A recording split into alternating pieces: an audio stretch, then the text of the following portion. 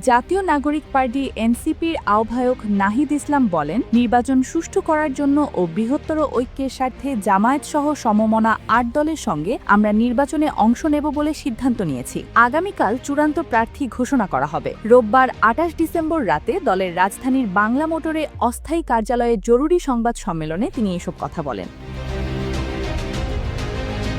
নাহিদ ইসলাম বলেন, এনসিপির পক্ষ থেকে আমরা প্রথম থেকেই বলে এসেছি আমরা আসন্ন নির্বাচনে এককভাবে ৩০০ আসনেই প্রার্থী দিতে চাই। সে অনুযায়ী আমাদের প্রস্তুতি ও পরিকল্পনা চলছিল। আমরা সারা দেশ থেকে মনোনয়ন আহ্বান করেছিলাম। পরবর্তীতে সংস্কার প্রশ্নে আরও ২ দলের সঙ্গে আমাদের সমঝোতা হয়েছিল। তখন আমরা বলেছিলাম এই ৩ দল মিলে যে সংস্কার জোট, আমরা একত্রে নির্বাচনে অংশগ্রহণ করব। কিন্তু ইনকিলাব মঞ্চের মুখপাত্র শরীফ ওসমান বিন হাদি হত্যার মধ্য দিয়ে নির্বাচনী প্রেক্ষাপট পরিবর্তন হয়েছে।